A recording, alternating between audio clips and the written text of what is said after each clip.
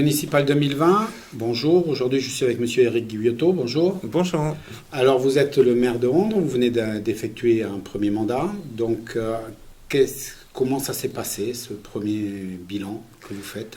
Alors, le mandat de maire est un mandat extrêmement intéressant et ce qui, moi, me passionne dans ce mandat, c'est la proximité qu'on peut avoir avec les habitants. Même si on est dans une commune de 5500 habitants, on est encore dans une taille où les élus locaux peuvent être dans la proximité.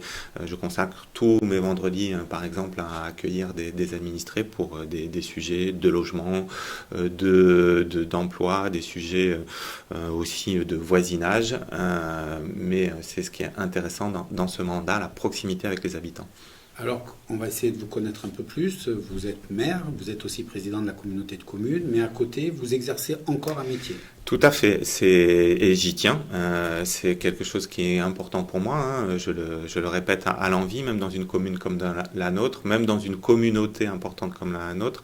Le mandat d'élu local, c'est un mandat, c'est pas un métier.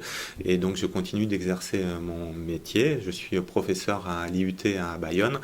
J'enseigne le marketing dans un département technique de commercialisation. Et je tiens à conserver ce métier, même si je l'exerce plus qu'à mi-temps depuis presque 10 ans maintenant. Alors, vous êtes prof, vous êtes maire, vous êtes président. La vie de famille dedans, c'est facile à concilier? Oui, parce que j'ai une femme qui est très conciliante. J'ai des enfants qui sont grands maintenant. Mon aîné vit sa vie, elle vit à l'étranger. Mon second est étudiant, donc ils sont à un âge où moins ils voient leurs parents, mieux ils se portent. Alors, vous allez composer une liste, puisque vous appuyez sur des gens pour gérer une commune. Comment vous l'avez composée? Quelles sont les tendances politiques, sociales? Comment vous avez réussi cette alchimie? Alors effectivement, c'est le terme exact, c'est une alchimie. D'abord avec des élus sortants qui avaient envie de continuer l'aventure de rendre service à Ondres et aux Ondrais. Une coloration politique qui est ce qu'elle est. Nous partageons des valeurs de gauche, nous partageons des valeurs autour de la solidarité, autour de l'écologie, mais même si certains d'entre nous, et moi le premier, sommes encartés dans des partis, c'est pas la majorité des gens qui composent la liste. Donc des élus sortants et puis des petits nouveaux, des gens qui partagent ces valeurs et qui partagent leur volonté de servir, de se mettre au service des Ondrais, de la commune.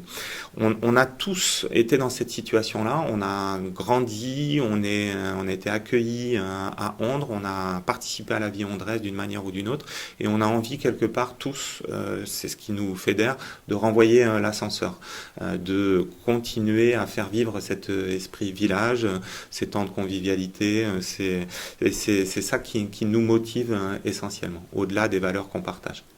Quelles sont pour vous justement les qualités qu'il faut avoir pour s'engager en politique dans une commune? C'est cet altruisme, et que ce soit des gens qui soient venus me trouver pour participer à l'aventure ou que ce soit moi qui sois allé les chercher, vraiment le trait commun c'est ça, cet altruisme, et ils ont tous fait leur preuve dans des associations, que ce soit chez nous ou puisqu'ils sont plus récents à Ondres, dans des communes voisines. Est-ce que quand le maire dirige la commune, il s'appuie d'abord en premier sur des adjoints? Est-ce que déjà vous savez qui va être adjoint à quel poste pour que les gens aient une idée avec qui vous allez vous appuyer? L'équipe, on l'a constituée déjà depuis plusieurs mois. On travaille ensemble depuis plusieurs mois. L'alchimie que vous évoquiez, elle a bien prise. Et on a déjà constitué des groupes de travail en fonction des thématiques pour construire le programme, pour débattre aussi avec les habitants. Et donc, on sait à peu près comment se constitueront ces groupes de travail. Alors, bien entendu, on s'appuie sur l'expérience des élus sortants, mais on a intégré les nouveaux. On aura un bureau municipal, un nombre d'adjoints réduit. Ça, c'est une certitude. On l'a déjà tranché entre nous. Et on aura davantage de conseillers délégués pour vraiment que tous les élus se sentent davantage impliqués.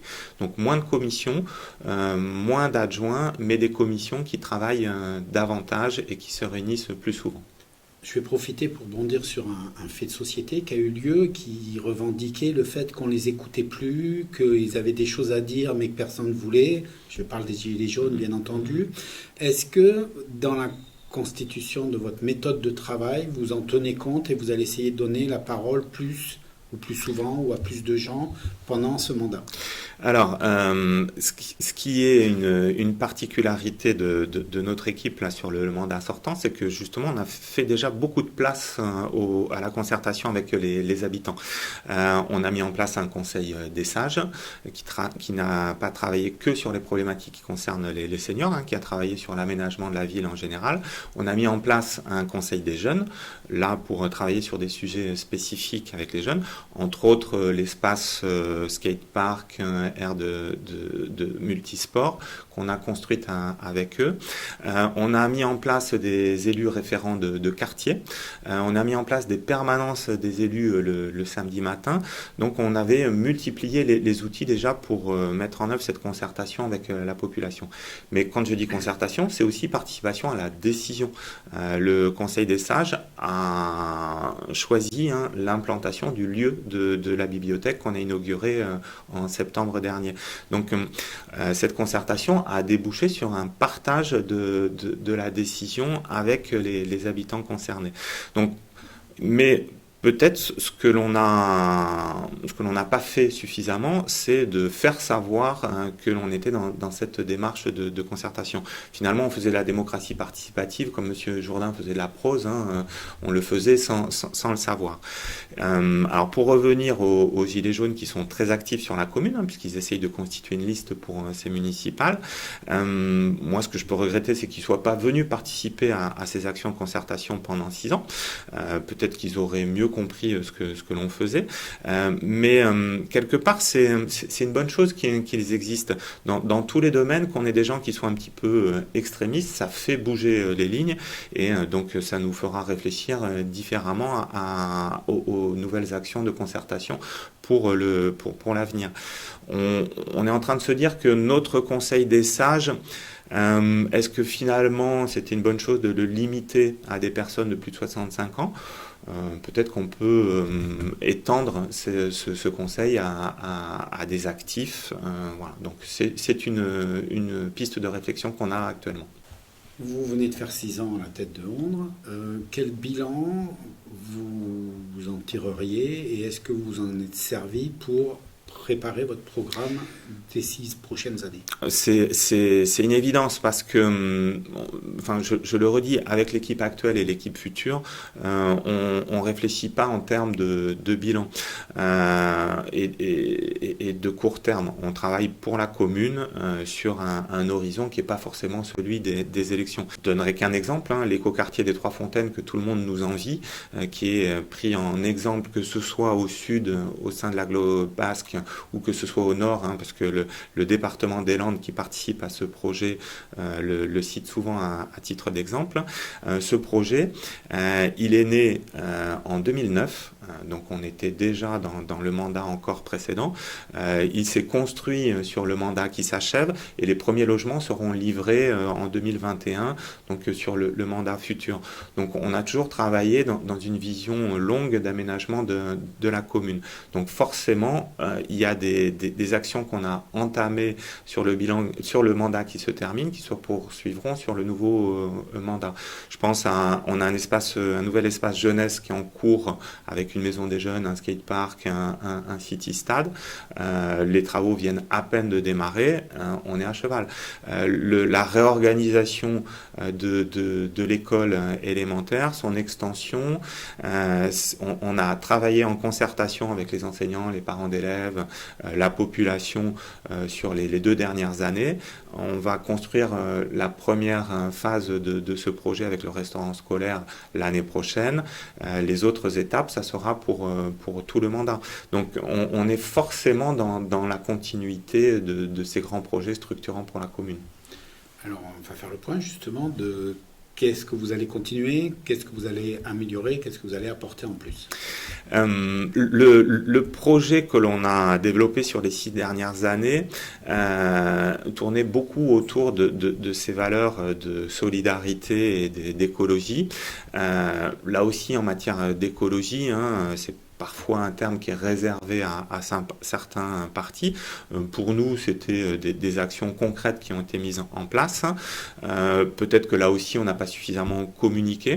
On vient de se rendre compte en faisant le bilan de notre action qu'on avait planté au cours des différents projets presque 1000 arbres sur la commune. Qui le sait, finalement, c'est quelque chose qu'on n'avait pas valorisé. 500 arbres sur l'écoquartier des Trois Fontaines, la plantation est en cours. On n'avait pas suffisamment communiqué sans doute là-dessus.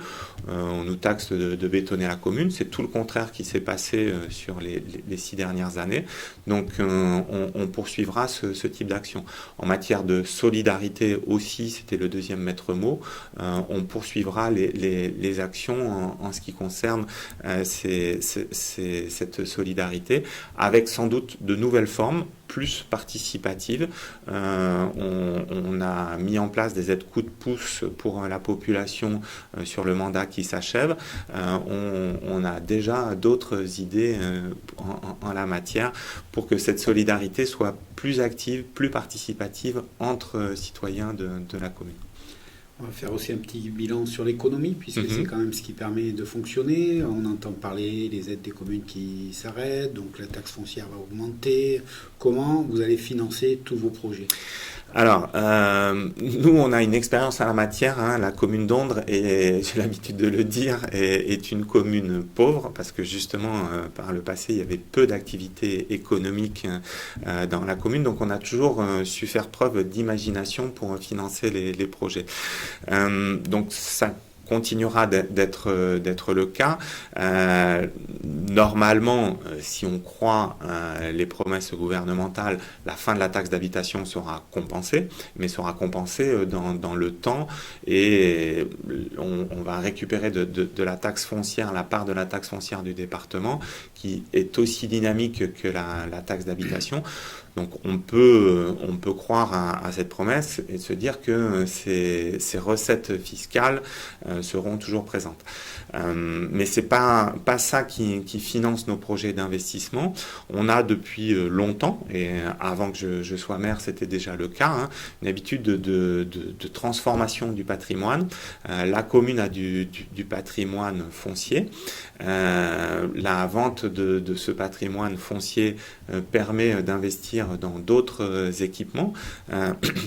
C'est ce qu'on a fait jusqu'à présent, c'est ce qu'on continuera de faire. Par exemple, on est en train de vendre une parcelle pour créer un petit immeuble de bureau qui va servir à des entreprises de services sur la commune. C'est entre autres grâce à ça qu'on peut financer le restaurant scolaire qui va nous permettre de répondre aux nouveaux besoins des élèves. Donc on est dans cette logique-là permanente de transformation de patrimoine aussi, qui nous permet de financer nos nouveaux investissements.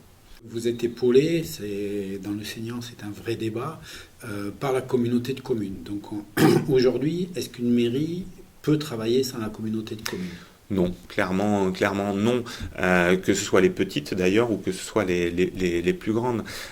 Les communautés maintenant ont tellement de compétences que de toute façon on doit travailler avec les communautés dans le cadre de leurs compétences, mais ça va au-delà de ça.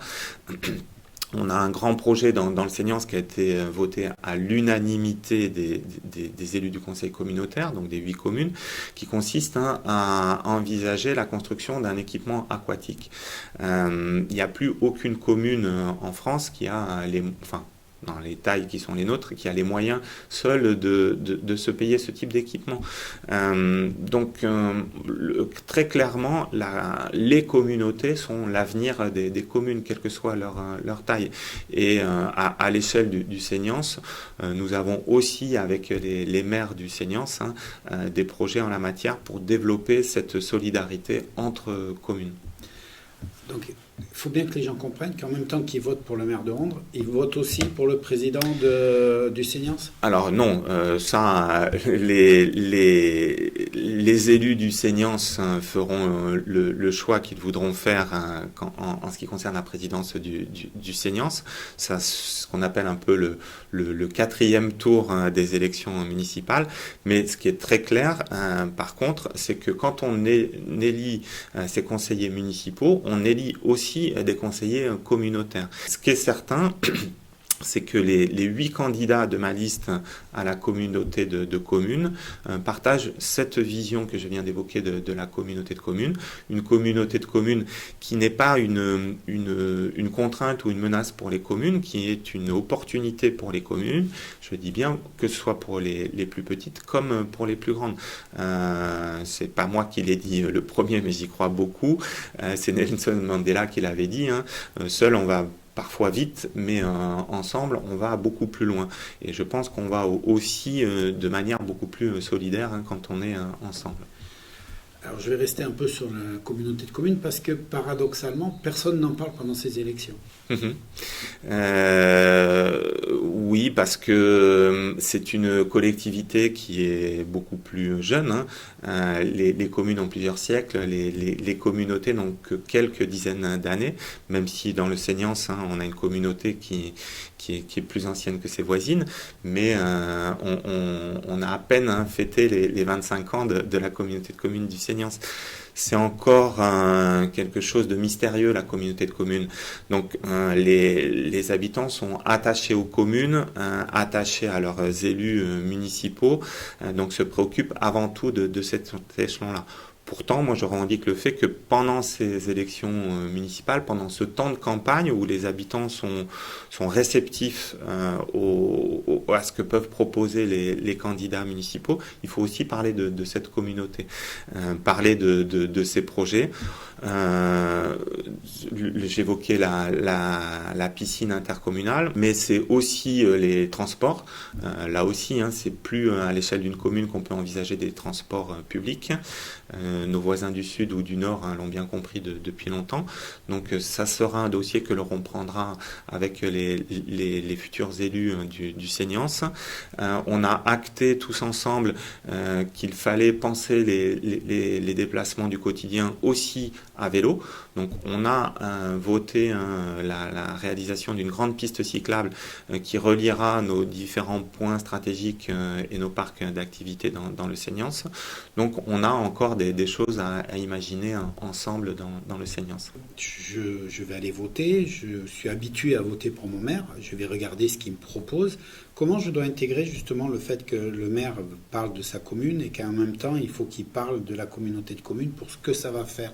Comment je dois étudier votre programme pour bien comprendre comment ça s'imbrique? Alors nous, on a peut-être cette particularité. Pour l'instant, je ne connais pas le programme de nos concurrents, mais nous, dès le bilan qu'on en a distribué en porte-à-porte auprès de tous les habitants de la commune, on a rappelé les actions concertées avec la communauté de communes. Et dans notre programme, même chose, on rappelle les ambitions que l'on a en commun avec la communauté de communes du Seignance. Donc, dans nos documents de campagne, les deux engagements sont imbriqués parce que, je le redis, même pour une commune de 5500 habitants, on ne fait plus sans la communauté. Et les actions de solidarité, c'est la même chose. Le centre intercommunal d'action sociale a la compétence maintien à domicile des personnes âgées et handicapées. Il y a longtemps qu'on a mis ça en place dans le Seignance. On porte l'ambition pour ce service-là de multiplier encore les actions, les animations, le lien social qu'il faut maintenir entre ces personnes âgées. Donc il y a beaucoup de choses qui ont été faites en la matière et il en reste encore à mener. On va revenir sur la campagne onderaise, plus particulièrement, dans le sens où plusieurs fois vous avez utilisé le mot « on fait des choses, mais les gens ne le savent pas ». Comment faire pour que toutes ces choses-là, les gens s'en rendent compte? Alors, c'est pas à vous que je vais apprendre que la communication, c'est un puissant fond. On a dans une commune comme la nôtre plusieurs outils. On a un magazine municipal tous les 2 mois, on a un site internet, on a une page Facebook, on a de l'affichage, mais tout ça, ce n'est jamais suffisant. Donc moi je crois beaucoup au contact humain. C'est pour ça que on vient d'attaquer, pour porter le programme chez les habitants, on vient d'attaquer notre 3e tournée des portes. Moi, on faisait le bilan à la dernière réunion de travail la semaine dernière.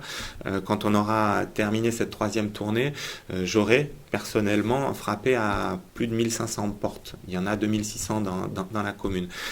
Je crois à ce contact humain parce qu'il y a que ce contact humain finalement qui permet de faire passer les messages. Mais même en frappant à 1500 portes, il y a des personnes qui, pendant mes 3 passages, n'auront pas été présentes. Donc il faut œuvrer dans tous les domaines et jamais se dire que ce qu'on a fait sur Facebook, ça remplace ce qu'on a fait avec le papier ou ce qu'on a fait à l'occasion de réunions publiques. Sur le mandat, là, on s'est rendu compte qu'on en avait fait presque une par mois pendant le mandat. Donc il faut multiplier les outils de communication et rester modeste, se dire que ça sera jamais suffisant, malheureusement. On arrive à la fin de cet entretien, et j'aurais presque tendance à dire déjà, puisque c'est riche, on voit que vous faites beaucoup de choses. Alors, on va faire une petite synthèse avec une question toute simple. Je suis André, pourquoi voter pour vous plutôt que pour les autres ? Pour justement cette proximité qu'on peut avoir avec les habitants, pour ces équipements que l'on souhaite mettre à disposition des habitants à l'avenir. On en a évoqué certains. Il y en a un grand projet qu'on n'a pas évoqué. On va créer, on l'a fait visiter la semaine prochaine aux associations qui sont potentiellement les plus intéressées. On va créer une grande maison des associations, un grand parc public de 2 hectares en plein cœur de la ville, qui se poursuivra par une promenade au bord de l'étang du Turc. Donc ça, c'est des projets phares de notre mandat à venir. Mais c'est aussi des actions pour l'environnement. Et on a une ambition, comme on avait eu en 2012-2013, et ce qui nous a porté pendant presque 10 ans une action forte sur le zéro phyto. Là, on va se donner un objectif de 0 déchets plastiques pour la commune. Sur une commune littorale comme la nôtre, c'est un enjeu majeur. Quand on nettoie la plage, on voit tous les petits émiettements des objets plastiques qu'on peut trouver sur la plage et sur l'arrière-dune. Le plastique, c'est un matériau fantastique, mais c'est aussi un matériau catastrophique. Donc, on va se donner cette ambition-là d'aller vers ce 0 déchet plastique pour la commune.